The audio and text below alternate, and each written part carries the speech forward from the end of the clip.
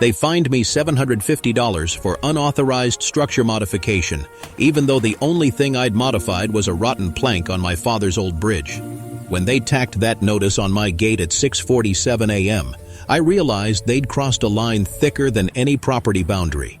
What they didn't know was that I'd been recording every notice, date, and voice message for 91 days straight. Welcome to my channel. I'm Daniel Mercer from Ashfield County, North Carolina. I run a small surveying firm, licensed, bonded, insured, and most of what I measure these days isn't land, but hypocrisy. If you care about fairness in communities, you're in the right place. Where are you watching from tonight? I love seeing the map fill up with dots of folks who still believe in due process. That morning smelled like pine sap and toner. I just brewed coffee in my workshop when I saw the white SUV roll up. 2 HOA patrol officers in green polos, one holding a clipboard like a badge. Their logo looked official, but their authority ended at my fence line. The woman who stepped out after them, Madeline Ross, HOA president, wore bright pink like it was armor. "You can't block the road, Daniel," she called. Her tone said property violation, but her eyes said control. The road, she meant, was my grandfather's bridge, built in 1962 before the subdivision even existed. It connected our land to the county access lane across the creek, a span of red timber and local pride.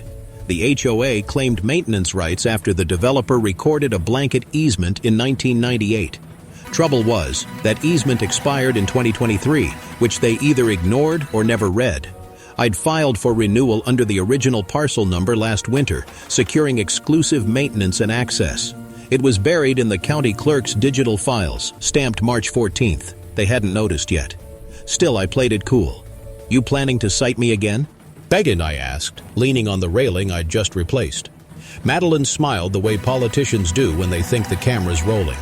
"You know the process, Daniel. Remove the obstruction within 7 days, or face fines up to $1,500 per day." She handed me the notice. Fresh ink, same signature. I took it between 2 fingers, careful not to tear it. "You might want to double-check your plat maps," I said. "This bridge sits on private land, not common property." Her deputy snorted. "That's not what the board believes." Believes. That word hit me harder than the fine. Belief doesn't override recorded deeds. But in HOA land, belief printed on letterhead can ruin a man's week. The memory of my dad sanding these railings at dusk crept in. The rasp of wood, his voice saying, "Keep it strong, son. Bridges are what we leave behind." He died 2 years ago, heart failure, the same week the HOA tried to condemn the structure for aesthetic inconsistency. I promised at his funeral I'd keep it standing. That promise was the real reason I wasn't backing down. I walked inside, laid the citation on my drafting table, and clicked open my evidence folder. 3 prior notices, time-stamped emails, 2 voicemail transcriptions, photos of the bridge from every angle, even drone footage. My attorney, Angela Price, once told me, "Documentation is oxygen in these fights. Without it, you suffocate in rumor." I plan to breathe deep. Knowledge nugget number 1. In most U.S. states, HOAs can't levy fines unless the rule violation occurs on property they lawfully control and after proper notice and hearing. Enforcement without jurisdiction equals void action. That night, I sent Angela copies of everything with a short note. Need formal opinion easement expiration, and private maintenance rights. Her reply came at 10:42 p.m. Meet at office tomorrow. Bring coffee and courage. Before I shut down my laptop, I scrolled the HOA forum. They'd already posted my citation under ongoing compliance issues, comments disabled. Typical. They wanted the narrative first, evidence later. I decided I'd give them both, but on my timing. At dawn, fog hung low over the creek, the kind that muffles sound and thickens resolve. I measured each board of the bridge with my old steel tape, noting the replaced section, 6 feet 9 inches. Exact dimensions mattered if this ever hit court. When I snapped the tape back, the click echoed like a starter pistol. That was the beginning of the dig. Records, statutes, chains of title. But before that hole got deep, I hit record on my phone and said quietly, "Day 1, defense log." My voice sounded calm, maybe too calm. I didn't know yet how far they'd go. The trespass photos, the so-called wellness check, the letter slipped into my mailbox without postage. But I had an ally, a secret leverage they couldn't imagine, sleeping right there in the county database. And by the time they discovered it, the bridge wouldn't be the only thing they'd lose. Angela's office smelled like stale coffee and determination. She was the kind of attorney who never ironed her sleeves, ink stains on both cuffs, silver hair pulled back tight, eyes that could measure liability from across the room. She waved me in without looking up. "Sit, you brought the bridge file?" I slid the binder across her desk. She flipped through it like a blackjack dealer. Pages of photos, survey plats, timestamps. "You said the easement expired last year?" "March 14th, I confirmed. Recorded renewal under parcel 07123-006A. But they're still citing me like it's common property." Angela adjusted her glasses, tapped the page twice. "That's negligence or fraud, depending on intent." She turned her monitor toward me.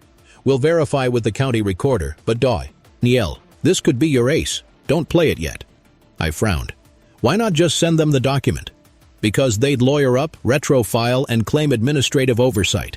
Let them overcommit first. The deeper the record of harassment, the stronger your retaliation under civil code." That word again. Harassment. She was right. The notices weren't random. They were pressure tactics. By the time I left her office, sunlight was slashing through the blinds, stripes of gold across the file labeled Mercer v. Ashfield HOA. I'd never wanted to see my name against theirs, but here we were. Back home, I found a fresh envelope in my mailbox. Inspection scheduled per Section 9.4, exterior maintenance compliance, dated 2 days ahead. They were escalating. So I called Ethan, my oldest friend and a licensed civil engineer. He'd lived in the same subdivision until the HOA forced him out over a shed color dispute. "Bring your laser level," I said. "Time to measure how crooked they've gotten." He laughed. "Been waiting to say this. Finally. A survey fight worth my coffee." 2 afternoons later, Ethan and I documented every inch of the bridge. Level, grade, structural integrity, even the soil compaction on each approach. He sealed the readings with his engineer's stamp. If they wanted inspection, I'd give them one certified by the state. During the process, a black SUV slowed on the road above us. Madeline sat inside, pretending to check her phone. Ethan smirked. "You should wave." "Nah," I said. "Let her wonder." That night, while reviewing the photos, I noticed something odd. The HOA patrol vehicle in the background of several shots parked across my boundary line. I measured from the parcel map 4 feet into my property. Unauthorized entry, another entry in my log. By week's end, the inspection arrived. 2 board members with clipboards, one taking photos like a tourist. They cited me for non-conforming paint tone and unauthorized signage. The sign, a private bridge, authorized access-only plaque I'd installed per Angela's suggestion. The HOA president called that evening. "Daniel, you're making this harder than it needs to be." I set the phone on speaker, let it record. "Madeline, I'm just maintaining my property. You're obstructing common access. To what? My own driveway?" Long pause. Then, "You'll regret this stubbornness." Click. I played the call twice, exported the file, time-stamped it. One-party consent state, legal recording, knowledge nugget number 2. In single-party consent states, any participant in a conversation can record without notifying the others, provided it's not for criminal purposes. Documentation builds lawful leverage. 2 mornings later, HOA patrol showed up again. This time, they tried to chain the entrance to the bridge, claiming temporary safety closure. Ethan happened to be there with his truck.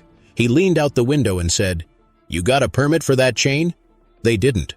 We filed a police report for attempted trespass. The responding officer, Sergeant Miller, wrote it up clean. Neutral, factual.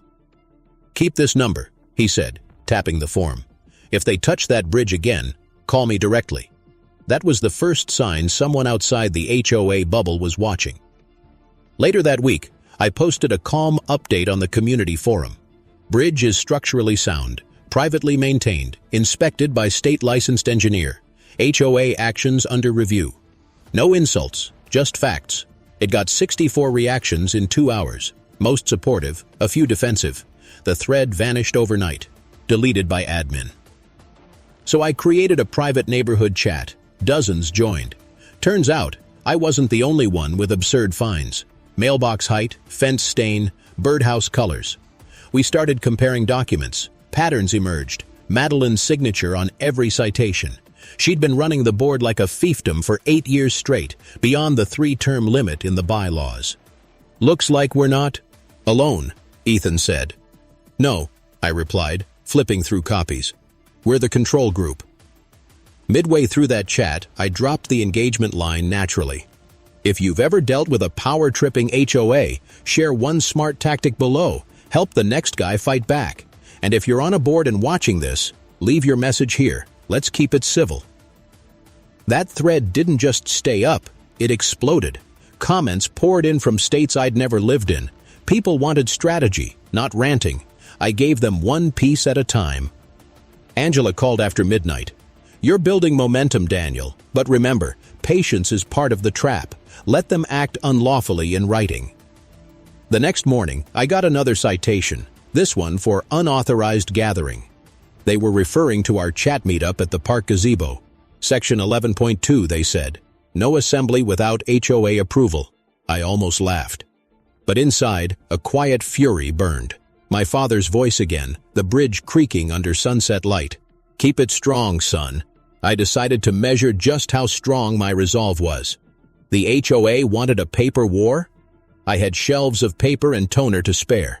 Angela and I met again in the county archives 3 days later. The place was silent except for the hum of fluorescent lights and the occasional thunk of a drawer sliding open. She wore latex gloves, flipping through microfilm like a detective in pearls. I handled the parcel maps, 24 by 36 inches, crisp edges, coffee stains from clerks who'd retired decades ago. We found it on Reel 417, the original easement document, recorded in 1998, granting the HOA limited access for maintenance of common passageway connecting parcel 07123006A to County Road 214. The termination clause was right there. Expires 25 years from date of record, unless renewed by mutual agreement. No renewal, no access. Black and white. Angela smiled. "There is your loaded gun." I nodded slowly. "They've been trespassing for 6 months. We printed certified copies, sealed and stamped. I slipped one into a red file labeled Leverage, Hold.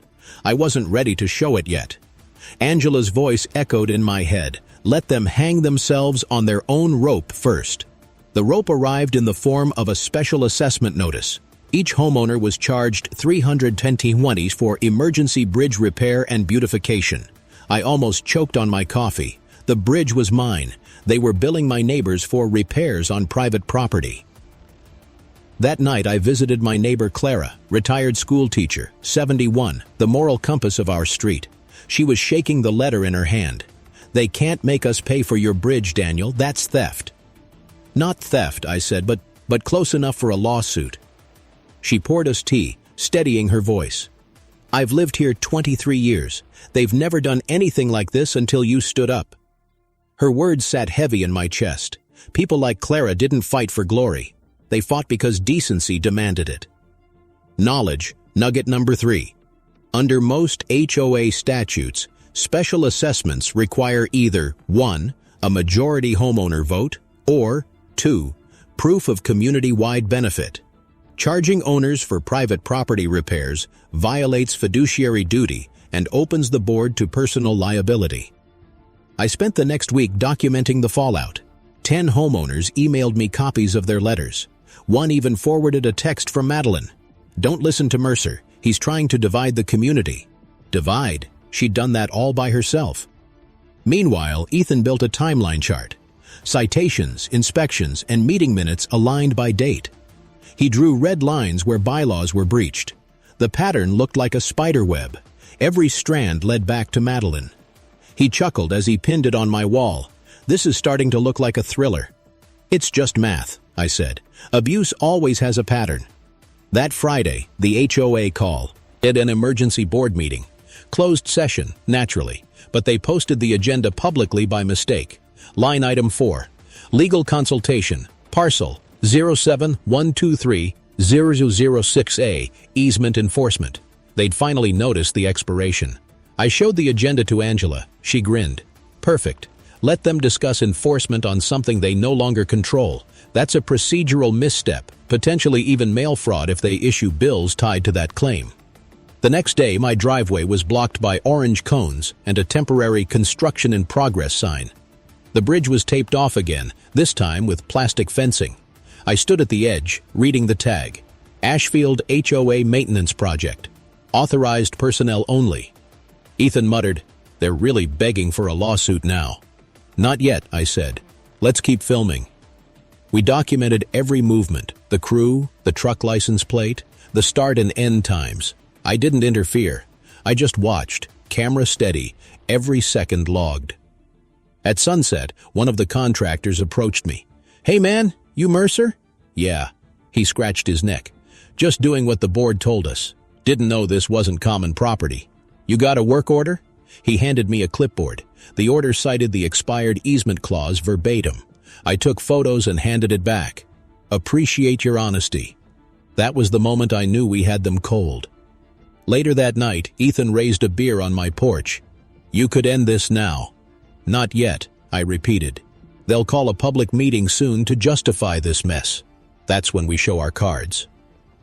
I stared at the bridge, the lights from the house reflecting off the water like fractured lines of truth. The wind carried the smell of wet cedar. And then I asked the audience, almost conversationally, "Where's the line really? How far should an HOA control your lawn, your porch, or your bridge? Tell me below, because that line's getting blurry in Ashfield." The following week, Madeline posted a notice on the bulletin board near the mail kiosk. Community update, addressing non-compliance. It was a veiled attack, my name omitted but implied in every sentence. "Certain residents have chosen to defy community standards," it said. "We will uphold order." She wasn't maintaining a neighborhood anymore. She was running a regime. Angela's next email was short. "Hold steady. Your first reversal's almost ripe." I didn't fully understand then what she meant by first, but within days, the HOA would make their biggest mistake yet, one that would turn their own paperwork into my weapon. The public meeting notice landed on a Thursday evening, black text on white cardstock, taped crookedly on the community board. HOA Annual Budget Review. Open session, June 24th, 6:00 p.m. Community Hall. That's where they'd try to justify the Emergency Bridge Repair Fund. And that's where I planned to flip the table, legally. Ethan and I sat in my truck outside the hall 20 minutes early. The smell of cut grass and fresh asphalt mixed with nerves. He checked the file box between us. "You've got everything?" "Certified copies, time-stamped photos, inspection report, the expired easement deed, and the contractor work order," I said. "Alphabetized, tabbed, triple copies." "Then smile," he grinned. "It's showtime." Inside, the room buzzed with folding chairs and small talk. Madeline stood at the front, microphone clipped to her blazer, her pink jacket almost glowing under the fluorescent lights. The board sat in a neat row behind a folding table stacked with binders. The HOA logo banner drooped slightly, like it knew what was coming. She opened the meeting with her trademark blend of charm and authority. "We're here tonight to discuss necessary maintenance and to clarify recent misunderstandings about the bridge area." I raised my hand. "Point of order." Her jaw tightened. "Mr. Mercer, you'll have a chance to speak during public comment." "I'm citing Section 4.5b of the bylaws," I said calmly. "Members may request immediate clarification on items involving personal property or assessments." The audience murmured. Madeline hesitated, then nodded stiffly. "Proceed." I stood, unlatched my briefcase, and pulled out the red file. The HOA is assessing homeowners for repairs to a structure it does not own. I have here the recorded easement, which expired on March 14th of last year. I placed the certified document on the podium. The sound of the metal clip snapping open carried across the room like a gunshot. Madeline leaned forward. "That's incorrect. The bridge serves the community." "Not under the law," I interrupted. "Without a renewal, the HOA has no jurisdiction, no maintenance rights, and certainly no authority to levy assessments." Gasps rippled through the crowd. I turned the page, showing the clause. "You'll see. Expires 25 years from date of record unless renewed by mutual agreement." There was no renewal. I confirmed this with the county recorder's office. Here's their verification stamp. She tried to recover, voice shaking slightly.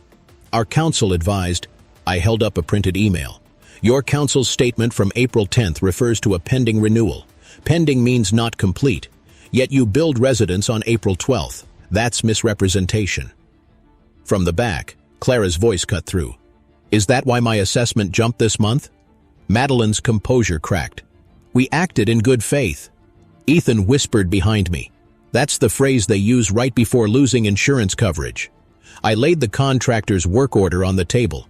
You also authorized construction on private property. That's trespass. And since the bridge connects to county road access, that's a violation of state Public Works Code. A uniformed officer near the exit, Sergeant Miller, shifted slightly, eyes narrowing. He was here as neutral security, but his presence added weight to every syllable. Knowledge nugget number 4. Under most state laws, HOA boards have fiduciary duty to act within scope of recorded covenants. Exceeding that scope while charging owners for expenses constitutes breach of fiduciary duty. Grounds for removal and damages. Madeline tried one last stand. This is out of context. The community voted. I slid the attendance sheet forward. Only 5 board members, no quorum, no recorded vote count. I requested the minutes under open records rights. You denied them, which is another statutory violation. The room erupted in whispers. Miller stepped closer to the front, arms folded. Sergeant, I said politely, would you confirm the county property boundary map for the record? He nodded once. Confirmed. Bridge lies entirely on parcel 07-123-006A, privately owned. Madeline's face drained of color. For a long second, no one spoke. Then I closed the folder and said quietly, so unless the HOA wishes to file a false claim on my property, I suggest we end the bridge project and rescind the illegal assessment. That's when I saw it, the flicker of realization across her eyes that they were trapped. The first reversal had landed. Ethan leaned toward me as the board murmured among themselves. You just dropped a bomb, man. Not a bomb, I said. Just the truth in writing. Afterward, as people filed out, neighbors patted my shoulder, whispered thanks. Clara smiled through tears. You did your father proud tonight. Outside, the evening smelled of wet pavement and victory. The HOA banner fluttered behind me, half detached from the wall. I almost felt sorry for them. Almost. But experience told me they wouldn't surrender quietly. Bureaucracies never die. They just retaliate in paper form. And they were about to prove it. As I packed my car, I looked straight into the lens and asked, when an HOA crosses the line, would you go for leverage first? Or head straight to court? Tell me below, because this story's about to get personal. The next morning, my inbox overflowed with new citations, 5 in one batch. Trash can visible from street. Grass 2 inches over limit. Decorative lights unapproved. It was open warfare now, fought with ink and intimidation. By the 4th citation that week, I'd stopped being angry and started being methodical. Each envelope hit my porch like a dare. I photographed them unopened, gloves on, timestamp visible on my phone screen. Then I slid each into a plastic sleeve and filed it under retaliation evidence. Ethan whistled when he saw the binder filling up. You're building a small museum of incompetence. Or a courtroom exhibit, I said. The HOA had moved from petty to predatory. A surprise wellness check came at 9:00 p.m. A patrol officer knocking, claiming a neighbor was concerned for my mental state. My daughter, who visits on weekends, stood behind me clutching her stuffed fox. I told the officer calmly, "You're being manipulated for harassment. Please log who called this in." He nodded, uneasy, and left. That night I sat by her bed until she fell asleep, the hum of the ceiling fan soft against the crickets outside. Watching her breathe, I realized what this fight had turned into. It wasn't about the bridge anymore. It was about proving that small power doesn't get to bully ordinary families under the banner of community standards. 2 days later, they towed Ethan's truck from my driveway, claiming unauthorized commercial parking. He wasn't even parked on HOA land. Angela filed a harassment complaint with supporting evidence. "This is exactly what I meant," she said. "Let them overreach." Still, the stress clawed deeper. Clara called to say she'd received an anonymous letter accusing her of inciting division. The envelope had no return address, no postage. Hand deli. veered, likely by one of the board loyalists. Her voice trembled. "Daniel, they're trying to isolate us." "Then we stay louder together," I told her. That weekend, I placed a camera on my porch, well within the one-party consent law. The footage captured an HOA patrol car pausing every night at 10:30 sharp, headlights sweeping my living room. My daughter called it the ghost car. By Monday, I'd compiled everything: 37 days of harassment, 32 documented violations of due process. I printed it all and labeled the binder spine pattern-proof. Angela's plan evolved. We don't sue yet. We prepare for the county review board hearing next month. That's our neutral ground. She outlined it like a general mapping a siege: document trail, property line verification, harassment incidents, insurance exposure. We'll let the insurer see they're operating outside coverage scope. That'll make them sweat. Ethan leaned over the map. "You really think their insurer will care?" "Oh, they'll care," Angela said, "because if this hits the county ombudsman, the liability multiplier gets ugly." Late one night, while compiling the inspection logs, I found a discrepancy. The HOA's maintenance ledger listed $14,200 spent on bridge beautification. The contractor's invoice, secured from the foreman himself, showed only $5,800 billed. That meant $8,400 unaccounted for. Slush fund, plain as day. "Follow the paper," Angela said when I called her, "and don't say a word yet. That's your hidden ace, your reversal." I stored the evidence in a fireproof box under the desk, labeled only Project 2.0. The secret leverage was solid. Misuse of funds, confirmed through their own ledgers. If I timed it right, I could expose not just overreach but misappropriation, a criminal offense. Still, they didn't stop. Fines escalated to $1,000 per day for defiance. They even posted a public notice implying possible lien action. My hands shook when I read that line, not from fear, but from the sheer audacity of it. They didn't own the dirt beneath my boots, yet they wanted my deed. I visited Clara again. She had baked cornbread, her way of holding the world steady. "They're desperate," she said softly. "When people who abuse power realize they're losing it, they get reckless." I nodded, chewing slowly, the taste of salt and defiance. Ethan came by with a fresh USB drive. All footage backed up, cloud and external. "Good," I said. "We're not losing a single frame." That evening, under the porch light, I flipped through the pages, dates, signatures, invoice mismatches, and felt the shape of the end forming. The HOA didn't know it yet, but their dominoes were already lined up. And because I wanted the audience thinking, I asked plainly, at what point do fines stop being about order and start being about revenue? When does $250 turn to extortion? Tell me where your limit is, or at least like the video so others find it. The next morning, I woke to a new noise, a low rumble across the creek. They'd sent a backhoe, bright yellow, lowering its bucket toward the bridge railing. I ran outside barefoot, filming. The operator looked uneasy. "Ma'am said we're just removing debris." "There is no debris," I said. "Turn off the engine." Sergeant Miller arrived 5 minutes later, called in by Ethan, who'd already seen my post go live.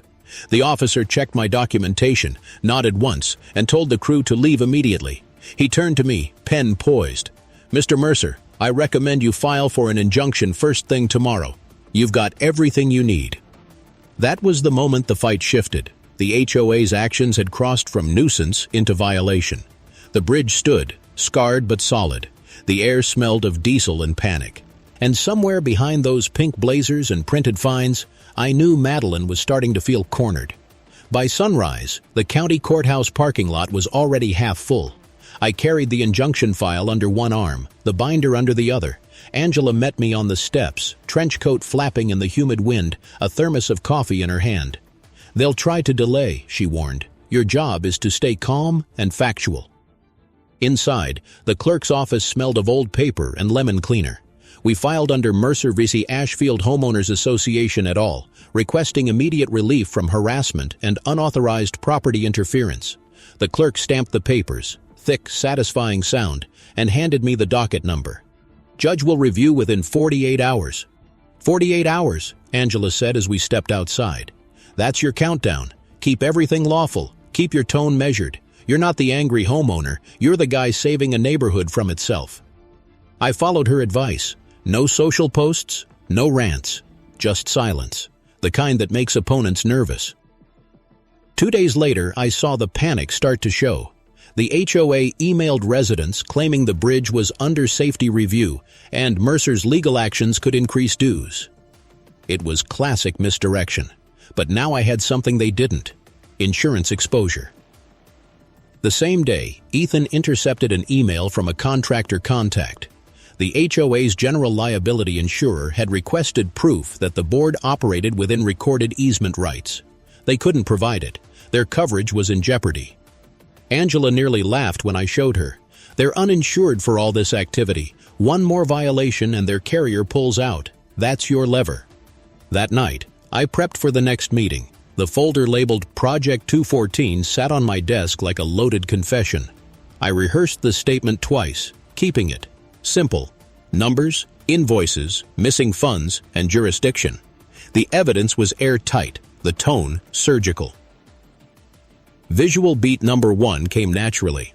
Under the soft glow of my desk lamp, I sealed the red folder with a brass clasp, wrote one word across the front in marker: accountability. The camera caught the snap of the latch, the echo of quiet resolve. Then I waited. The county hearing was set for Thursday at 10 o'clock a.m. The board called a special emergency session for the night before, likely to preempt me. I went anyway, standing in the back of the hall, unseen. They whispered, argued, waved papers. Madeline's voice rose above the rest. We cannot let him dictate the narrative. She was losing control, and she knew it. The next morning, I walked into the hearing room, wood-paneled and cold. Judge Fowler, gray suit, wire-rimmed glasses, sat behind the bench. On the right side, the HOA's counsel, a young attorney with too much gel in his hair, shuffled notes. "Mr. Mercer," the judge began, "you're seeking injunctive relief on the grounds of property interference and harassment by your HOA. Present your summary." I stood, calm as ever. "Your Honor, the association exceeded its authority by performing construction and issuing fines on private land. Additionally, their financial records indicate $8,400 in unaccounted funds from assessments labeled as bridge repair." The HOA attorney sputtered. "Objection, speculative." Fowler raised a hand. "Overruled. Let's see the documentation." I passed the binder across. Pages rustled. The courtroom clock ticked. When the judge spoke again, his tone had shifted. "Mr. Mercer, did you obtain these through lawful access?" "Yes, sir. Their HOA-issued mailings, invoices, and certified county records." The judge looked at the opposing table. "Counsel, does your client dispute these figures?" Madeline, seated beside him, leaned toward the amounts. Microphone, voice small now. We may have an accounting error." Fowler's pen tapped once on the desk. "An $8,400 error?" Silence. Then the gavel hit wood. "Temporary injunction granted. The HOA shall cease all enforcement, fines, and physical activity concerning Mr. Mercer's property until further notice. A financial audit is ordered within 30 days. Angela exhaled beside me. "That's it. Reversal number 1. Clean as they come." As we left the courthouse, reporters from the Ashfield Ledger waited on the steps, snapping photos. Clara waved from the crowd, tears on her cheeks. Ethan gave a low whistle. "You just became the HOA's worst PR crisis." I didn't smile. Not yet. The real victory wasn't the injunction. It was what came next. Once the audit started, the dominoes would fall faster than anyone could stop them. And so I turned to the camera later that evening, voice steady. "If your HOA crossed a line this far, would you push for court, or would you try to buy leverage quietly first? What's your play? I'm curious where people draw that line." The porch light reflected off the injunction paper pinned under glass. It wasn't over, not even close. But the balance had shifted, and for the first time in months, the air around that bridge felt free again. Within a week, word spread faster than the creek after a storm. The Ashfield Ledger headline read, "Judge halts HOA enforcement after bridge dispute, audit ordered." It ran above the fold with a photo of the injunction under glass on my porch. The caption called it a rare win for homeowners. Emails poured in. Neighbors, former board members, even a reporter from Raleigh asking for an interview. I declined them all. It wasn't about fame. It was about finishing the job. Inside the HOA, Panic turned to fracture. 3 board members resigned within 48 hours, citing personal reasons. Their signatures appeared in the minutes, shaky, scanned in haste. The insurance carrier confirmed what we already suspected. Coverage suspended pending. G audit results. Ethan chuckled when he read the notice. Without coverage, they can't pay legal fees. You've cornered them completely. Angela corrected him. Not yet. We still need the reform deal. He wins when the system changes, not when it collapses. The audit hearing date was July 19th. I spent the days leading up to it gathering quiet support from the neighborhood. Letters, statements, photos of violations that predated my case. Clara even found a meeting video where Madeline openly said, "People don't read bylaws anyway. We can vote how we want." That clip would later play a bigger role than anyone expected. The night before the hearing, Madeline appeared at my gate. I didn't film it. Some things deserve to stay uncut. She looked smaller without the podium. "Daniel, this has gone too far. You're destroying the community." I leaned on the fence. "No, I'm saving it." "You think reforms will fix anything? These people need control. They crave order." "Maybe," I said, "but they also deserve transparency." Her eyes narrowed. "You'll regret this when they turn on you." "Maybe," I repeated, "but I'll still be standing on solid ground." The next morning, the county civic hall was packed. Reporters lined the back wall. Sergeant Miller stood by the doors again, arms folded, neutral, but watchful. The HOA's accountant took the stand first. She looked exhausted, eyes rimmed red. "We discovered discrepancies in the maintenance fund totaling $8,412.27. Funds were transferred to an unapproved account managed by President Ross." Gasps, murmurs, phones raised.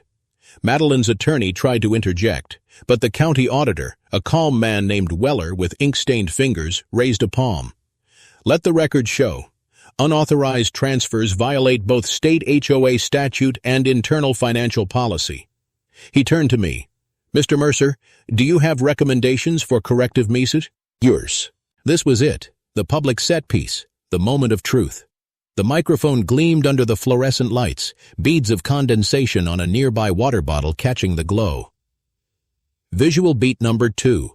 I stepped forward, papers in hand, heart steady. "Yes," I said. "Term limits for all board positions. 2 terms max. Mandatory public posting of budgets, audits, and votes. Open records access for any homeowner on request. Independent ethics committee elected annually. And rollback of illegal fees collected this fiscal year."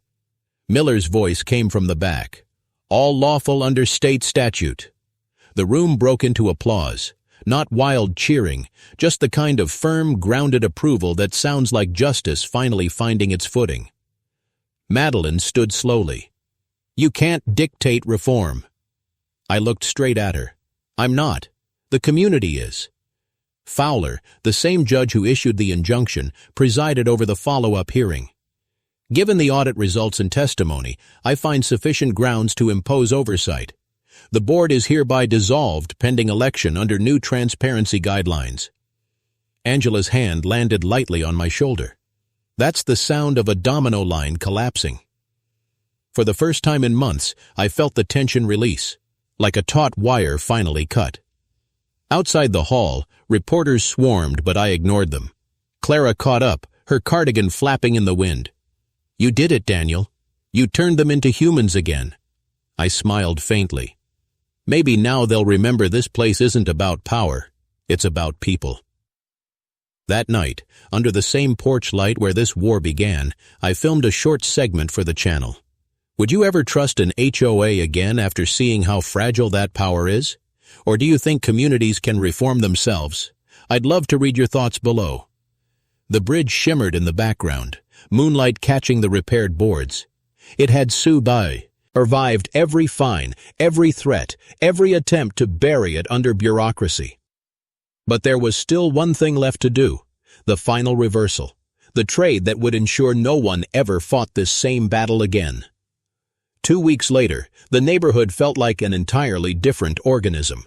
The chatter at mailboxes was warmer, the HOA office door stayed open instead of locked, and the new interim board posted minutes online for the first time in 20 years.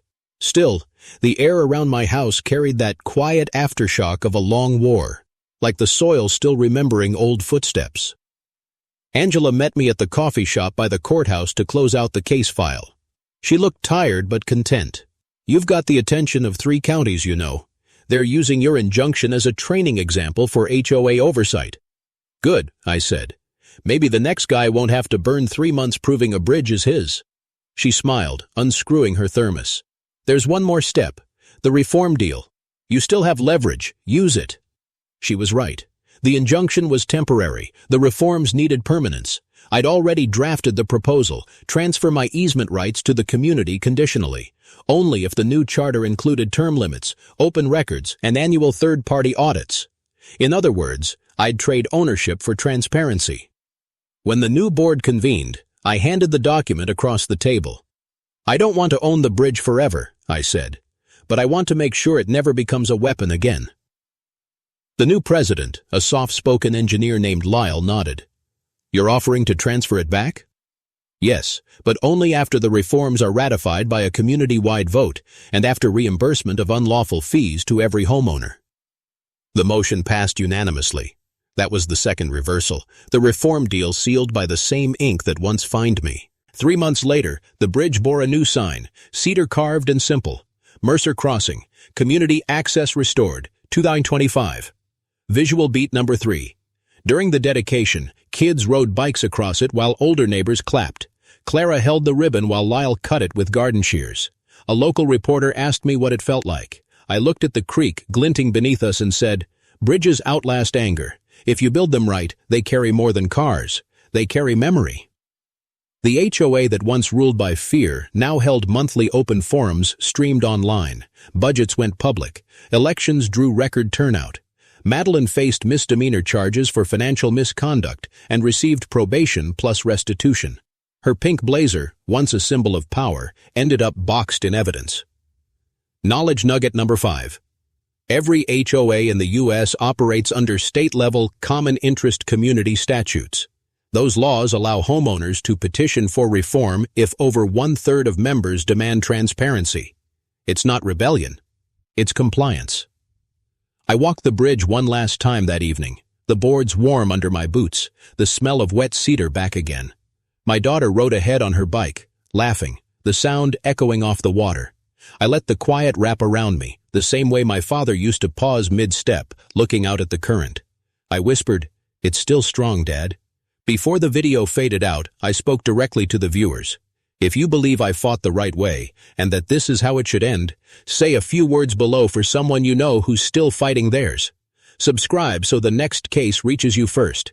And share this story, because the only thing stronger than an unfair rule is a fair community that stands up together. What changed after? The county enacted a new ordinance requiring HOA boards to disclose all easement renewals publicly. The insurer reinstated coverage under TIG's ethical clauses. A year later, the bridge hosted its first community day, with food stalls and kids painting wooden plaques that read, "Fairness lives here." And me? I still run my surveying firm, though I measure a little differently now. Not just lines and boundaries, but the distance people will go to do what's right. I turned off the camera, the porch light reflecting on the brass latch of the accountability folder. Then I smiled, just once, and said quietly, "On to the next case."